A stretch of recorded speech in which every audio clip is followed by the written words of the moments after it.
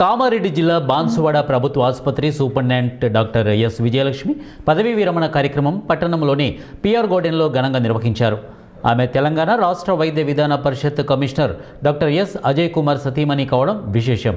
ఈ కార్యక్రమానికి ఎమ్మెల్యే పోచారం శ్రీనివాసరెడ్డి ముఖ్య అతిథిగా హాజరయ్యారు. ఈ సందర్భంగా పోచారం శ్రీనివాసరెడ్డి డాక్టర్ విజయలక్ష్మి సేవలను గుర్తించి ప్రత్యేక సన్మాన కార్యక్రమం నిర్వహించారు. అనంతరం ఆయన మాట్లాడుతూ సుదీర్ఘకాలం పాటు ప్రభుత్వ వైద్య సేవలు అంకిత భావంతో సేవలు అందించి రోగుల సేవలో అపూర్వమైన ముద్ర వేశారని, బాన్సువాడ ప్రభుత్వ ఆసుపత్రిని ప్రజలకు మరింత సౌకర్యవంతంగా తీర్చిదిద్దడంలో డాక్టర్ విజయలక్ష్మి కీలక పాత్ర పోషించారని ఆయన కొనియాడారు. అనుకున్నాను కానీ అటువంటి అవసరం రాకుండానే విజయలక్ష్మి గారు దవాఖాన నడిపించారు. అటువంటి అవసరం రాలేదు నాకు. అలాంటి ఒక మనస్తత్వం విజయలక్ష్మి గారికి ఉండడం, అజయ్ కుమార్ గారు వారి ఇద్దరు కలిసి నిజ జీవితంలో ఎంత సౌమ్యంగా ఉన్నారో పేషెంట్లకు కాపాడడంలో కూడా అంత సౌమ్యంగా ఉన్నటువంటి వ్యక్తులు ఇద్దరు భార్యాభర్తలు, అజయ్ కుమార్ గారు, విజయలక్ష్మి గారు.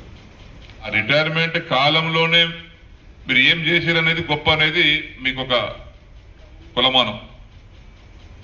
ఆ 33 సంవత్సరాల్లో పలానా ప్రాంతంలో ఎల్లరెడ్డి ఎన్ని రోజులు, బాన్సువాడ ఎన్ని రోజులు, కామారెడ్డి ఎన్ని రోజులు, ఇవన్నీ చేసినాం.